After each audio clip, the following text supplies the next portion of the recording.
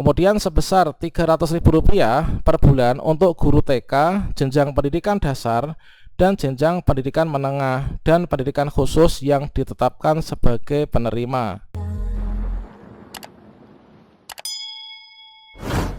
Baiklah, assalamualaikum warahmatullahi wabarakatuh, sobat-sobat calon guru, selamat datang di channel calon guru. Sobat semuanya, pada video ini kita akan berbagi update informasi, yaitu kabar gembira Kemendikbud untuk teman-teman guru honorer terkait tentang bantuan insentif guru non PNS, yaitu telah terbit yaitu peraturan Sekretaris Jenderal Kementerian Pendidikan, Kebudayaan, Riset dan Teknologi nomor 9 tahun 2022 tentang petunjuk teknis penyaluran bantuan insentif bagi pendidik non pegawai negeri sipil pada pendidikan anak usia dini, pendidikan dasar, dan juga pendidikan menengah tahun anggaran 2022.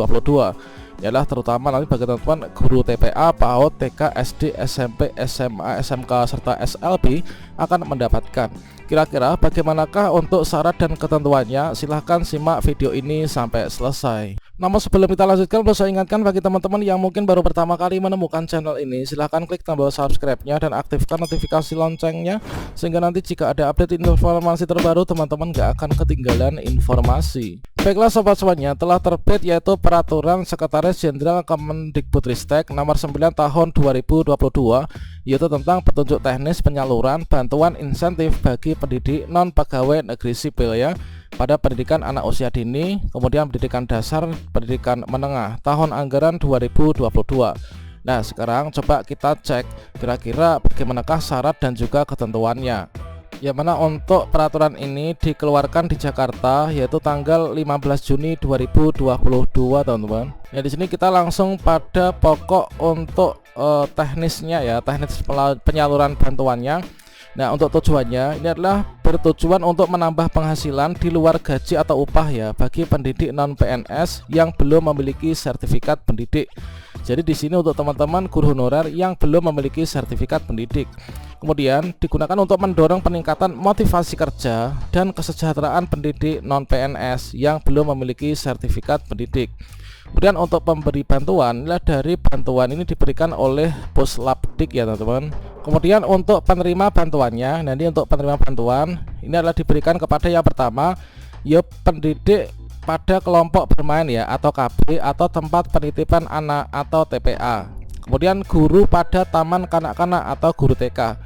Kemudian guru pada satuan pendidikan dasar. Kemudian guru pada satuan pendidikan menengah dan guru pada satuan pendidikan khusus yang berstatus non PNS, teman-teman. Jadi dari kesemuanya ini adalah yang statusnya itu non PNS. Nah, selanjutnya di sini untuk lebih spesifiknya pendidik pada KP atau TPA. Nah, di sini adalah harus memenuhi persyaratannya. Yang pertama adalah memiliki ijazah paling rendah ini adalah SMA ya. Nah, ini SMK, SMA atau SMK atau bentuk lain yang sederajat. Nah, itu teman-teman, atau mungkin bisa pakai C berarti ya teman-teman. Kemudian bertugas pada KP atau TPA di bawah pembinaan Dinas Pendidikan sesuai dengan kewenangannya. Kemudian harus terdaftar pada Dapodik teman-teman untuk syaratnya ya. Kemudian tidak berstatus sebagai ASN, berarti untuk teman-teman yang PNS dan P3K ini tidak bisa mendapatkannya. Kemudian untuk masa kerjanya inilah paling rendah ini 11 tahun teman-teman. Jadi masa kerja minimal 11 tahun secara terus menerus terhitung dari bulan Januari 2022 yang dibuktikan dengan surat keputusan pengangkatan dari penyelenggara satuan pendidikan yang diselenggarakan oleh masyarakat. Nah, selanjutnya di sini kita cek pada poin yang ketiga. Nah, di sini untuk guru yang dimaksud dalam huruf 1B sampai dengan E ini harus memenuhi persyaratan, yaitu belum memiliki sertifikat pendidik, kemudian memiliki kualifikasi akademik paling rendah sarjana atau S1 ya teman-teman, S1 atau D4, memiliki nomor unik pendidik dan tenaga kependidikan atau NUPTK, kemudian memiliki beban mengajar sesuai dengan ketentuan peraturan perundang-undangan.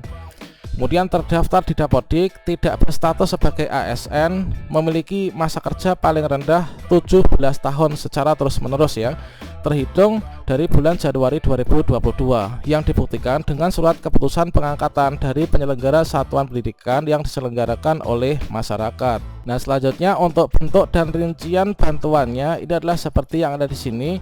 Yang pertama, bantuan diberikan dalam bentuk uang. Uang sebagaimana dimaksud pada angka 1 diberikan dengan besaran yaitu Rp200.000 teman-teman per bulan untuk pendidik pada KB atau TPA yang ditetapkan sebagai penerima bantuan.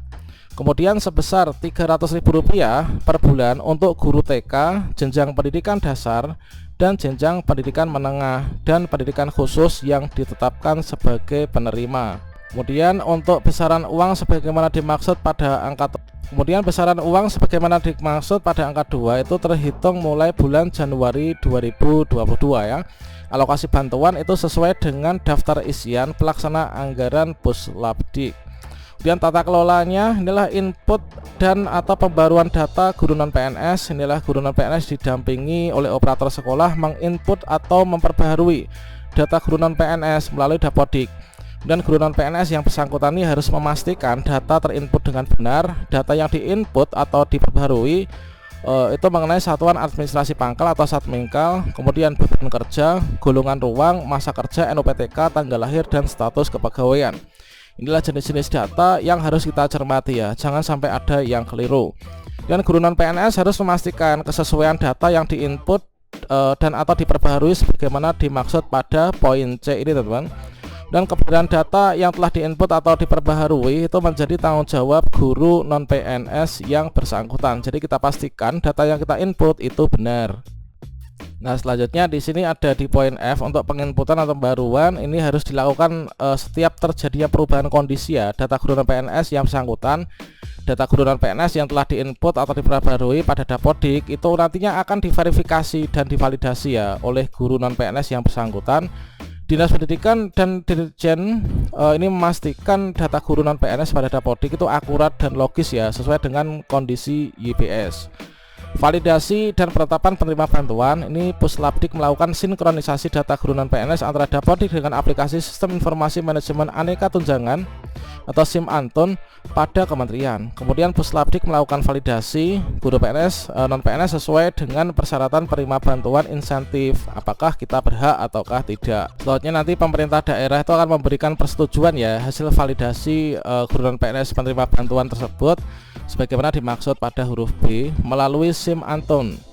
Kemudian dari persetujuan hasil validasi guru non PNS itu nanti akan ditetapkan ya penerima bantuannya itu siapa saja dalam 1 tahun anggaran.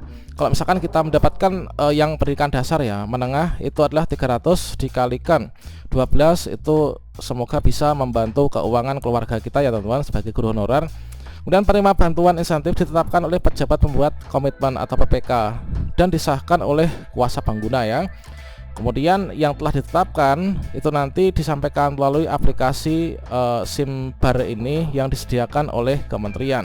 Nah, terkait tentang tata kelola mulai dari pencairan, tata kelola di bagian penyaluran, kemudian ada pengembalian dana, tentunya segala sesuatunya ini telah diatur secara rinci.